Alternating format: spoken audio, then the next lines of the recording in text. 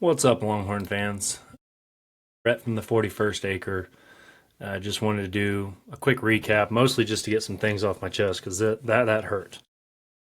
Watching Texas go into the swamp for the first time ever since 1940, something like that. You'd expect us to be a little bit more competitive. I mean, our team just got absolutely crushed from the get go, specifically the offensive line and the defensive line. So I just have some quick thoughts here. That was very frustrating. That hurt. The team was clearly, I mean, in every single aspect of that game, we were beat. Offensive side of the ball, we couldn't run the ball at all. We tried to do hero ball with Arch, didn't work. Can't pass because our offensive line can't block. So that takes care of the offense. Defense, what was that? We've been touting how good this defense is supposed to be. This defensive line that we're three deep in at the defensive tackle position. Our edge position is as deep as ever. We've got first round draft picks like Colin Simmons and Anthony Hill as stalwarts on that defense. Guys like Michael Taff playing in the background. Jelani McDonald's been making a name for himself. And the defense gives up 29 points? What?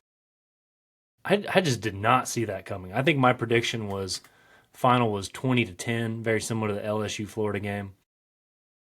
For Florida, I didn't have it on my bingo cards for Florida to score 29.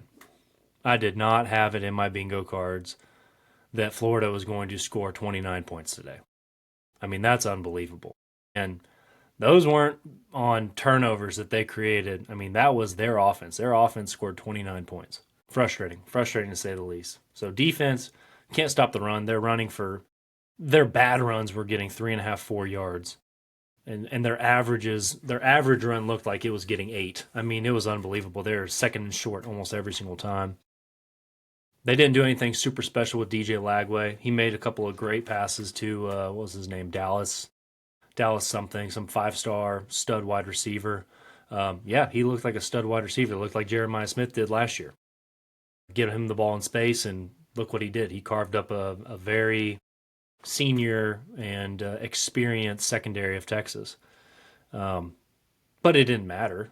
It didn't matter because we weren't going to stop the run in the first place. So, just adding a pass attack against us was just adding insult to injury. Okay, let's go to special teams. The big turnaround for Jeff Banks' unit.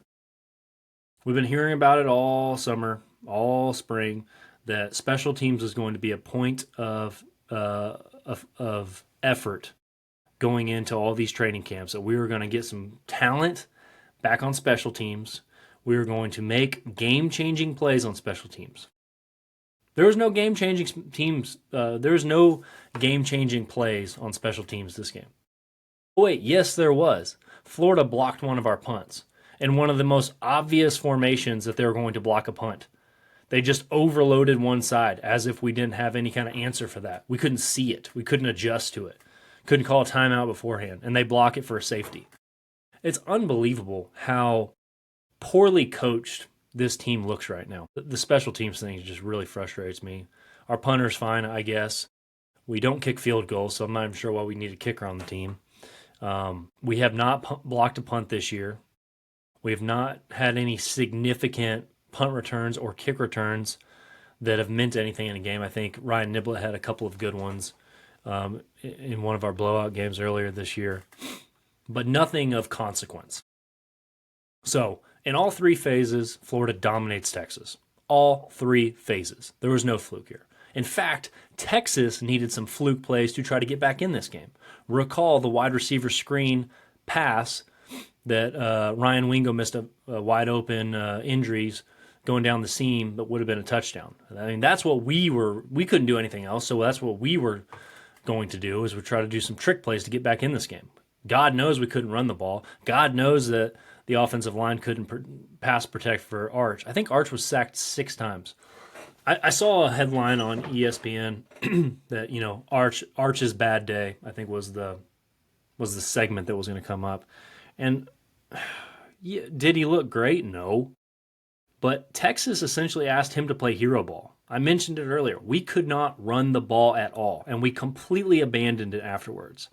Not to mention, we don't do our outside run game where we're doing perimeter passing and that type of thing to kind of bolster the offense either. We don't do that anymore. We just avoided that. I guess we just cannot do that. We're incapable of doing that. So we can't run the ball at all. So what do we have to do? We have to drop back and pass every single play. Well, Florida, they were expecting it. They brought the blitz on in the first quarter, and they overwhelmed Arch. I think he was sacked 6 times. In the second, third, and fourth quarter, all they had to do was bring a 3 or 4 man rush, and they were going to get to Arch eventually. I mean, it didn't matter. It didn't matter if they brought one guy. I'm sure they could blow by our offensive line. The fact that our offensive line is as bad as it is, with the talent that they've brought up, with the pedigree of someone like Kyle Flood, who's supposed to be this world-class trainer, who turned Christian Jones, who was a laughingstock at right tackle, into a NFL draft pick just a couple of years ago. What the hell has happened to the offensive line? These guys have been backing up people like Christian Jones, like Jake Majors, like Hayden Connor, Kelvin Banks. Oh yeah, remember him? First round draft pick. Did you not learn anything watching these guys play? Nothing? Like, did they not reach over to you, like kind of lean in your ear and say, hey, DJ Campbell, this is what you want to do when you're pulling on a run to the left. Just a little hint here. Here's something that'll make you a little bit of a better player. Or here's what to look for on the defense to understand what kind of stunts they're going to run at you so you can be in the best pass protection that you possibly can. I mean, it's unbelievable the drop off at offensive line. I thought the offensive line was good last year, not great. This year it is piss poor. Piss poor. You can ask Justin and Ben. I've been harping on the offensive line all year in all of our text threads. Today I was all about it. So again, I'm not going to blame Arch 100% for this one. Sacked 6 times. Clearly had some shell shock. At the end of the game, he was just trying to play hero ball and trying to force the issue, which he had to do. I mean, you're down 2 scores. What do you want him to do? He has to throw the ball downfield. We're running out of time. I still think he can be a really good quarterback, but it doesn't matter who's back there. I mean, you could put Tom Brady in his prime back there right now. With this offensive line, we're not doing anything. That's it. I don't think Florida's defensive line is that great. Maybe they're great. I hope they're great because our offensive line looked absolutely horrible. So until you fix that, nothing else really matters. OU, no, they're going to dominate us. OU's defensive line watched that game today, and they are pent up with aggression and energy ready to go against our offensive line because our offensive line is a joke. We were told all summer long that this offensive line was a mean offensive line, that we were going to be able to run the ball better than we've been able to run it in years. The previous offensive lines, those were pass blocking offensive lines. This one was going to be a mean, run it down your throat. I'm not sure Trey Wisner broke more than a 3-yard run today. I remember one specific play on offense where the offensive line actually created a hole. One. All the other ones didn't matter. Left guard, absolute disaster. Connor Stroh, terrible.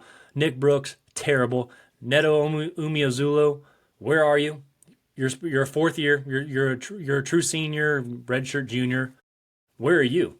Are you that bad that you can't play behind that you can't start in front of 2 horrible players? Offensive line is in trouble. Kyle Flood, you're on notice, sir. Kelvin Banks, special teams coach, you're on not Kelvin Banks. Jeff Banks, special teams coach, you're on notice. I mean, you have to be. The drop-off in those 2 functions of this team is abysmal. It's inexcusable. Can't do that. So, look, I don't know what the answer is on this. I did kind of I thought that Arch was kind of putting some stuff together towards the end of that game where he was starting to look a little bit more confident, stepping up. He was getting hammered. Even on the throws that he made, he was getting hammered on them. That was the frustrating part. Ben's over here texting me right now. So frustrating. But I do think there's hope for Arch. Like I said, I don't think it mattered what quarterback was back there today. He did show some poise. He gave us a chance at the end, too. Playing 100% hero ball, very much like Klubnik for Clemson last year, where you don't really have an identity. You just kind of give it to your quarterback and hope that with a hope and a prayer, hope that he can win you the game. And that's probably what we're going to be doing with Arch because This offensive line doesn't have an identity to be able to run the ball or pass block. Defensive line, I thought that was it. I thought we were going to be the team that could hold another team to 10 points, like my prediction. Nope, we gave up 30 to a bad offense in Florida. We'll give credit to DJ Lagway. He looked much better than he has in every game this year. They definitely turned the corner. Seemingly, we'll see how the rest of their season plays out. We'll see if they have another Billy Napier miracle save his job type of into their season. But as far as Texas goes, I mean, Ben sent a message earlier, said he's not expecting wins against really anybody, but I think like Kentucky or maybe Arkansas. If we don't get some things fixed immediately, OU's next Saturday, 1 week from today, yeah, it could be one of those types of seasons. So, all right, that's it. I had to get it out. I was frustrated, just like a lot of you. A lot of things to work on here. A lot more stuff that we're gonna talk about. Maybe I should finish on some high notes.